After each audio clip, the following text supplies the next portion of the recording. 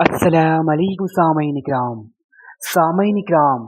आज की इस उन्वान ख़ास में हम जिक्र करेंगे कि वो कौन सा बुत है जिसकी पूजा मुसलमान भी करते हैं और ये बुत कौन कौन से हैं, इन बुतों का सरदार कौन है। तो सामईन इकराम, उन्वान बहुत ही दिलचस्प है और तो साथ ही आपसे मोद्दीबाना गुजारिश है कि वीडियो अच्छी लगी तो लाइक करें, शेयर करें और चैनल सब्सक्राइब जरूर करें। तो चलिए सिलसिला शुरू करते हैं।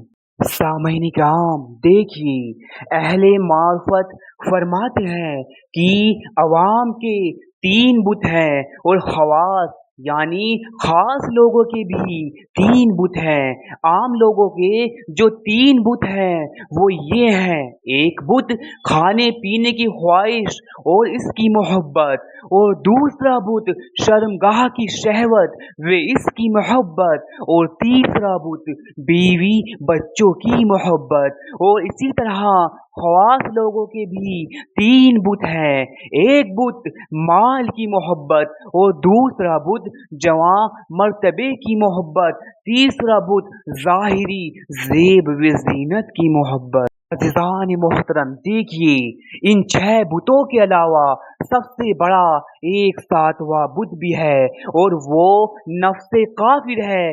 यही सारे बुतों का असल सरगना है। और जब तुम्हें आम व खास लोगों के बुतों का इल्म हो गया है तो ये भी जान लो कि बस इतना ही फर्क रह गया है कि हम पोशीदा बुत परस्ती कर रहे हैं और काफिर की बुत परस्ती जाहिर है। इससे ज्यादा का फर्क नहीं है।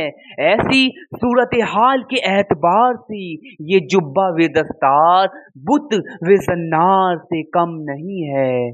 सामईन इकराम, देखिए जो चीज बंदे और हक के बीच हिजाब बन जाए और बंदे को अपनी तरफ मशगूल कर दे तो तालिब हक की नजर में वही बुत है, भले जाहिरी बुत सामने हो या ना हो। ऐसी सूरत में इससे कोई फर्क नहीं पड़ता, क्योंकि जो बुत का मफहूम है और जो बुत का तसव्वुर है, नफ्स का असीर बनकर वो काम तो हो ही रहा है, इसलिए इसको बुत कहा गया है। अज़ीज़ान मोहतरम, देखिए जो नफ्से काफिर है तो नफ्से काफिर की सारी ख्वाहिश अल्लाह अज़्ज़ा वजल की मर्जी के खिलाफ होती हैं और अल्लाह अज़्ज़ा वजल का मखलूक से जो दावा वे मुतालबा है, नफ्से काफिर भी वही मुतालबा करता है। मिसाल के तौर पर जरा गौर करें तो पता चले कि अल्लाह अज़्ज़ा वजल का मुतालबा है कि सब अल्लाह की हम्दो सना, उसकी बंदगी व तारीफ बयां करें, और नफ्स काफिर का भी यही मुतालबा है कि सब नफ्स की हम्दो सना व बंदगी करें और इसी तरह ये सारी सिफतें खुदा के लिए हैं। लेकिन नफ्स काफिर ये सब अपने लिए मुतालबा करता है और इंसान के अंदर जब तक ये दावा असर अंदाज नहीं होता उस वक्त तक उससे खुदाई का दावा वजूद में नहीं आता।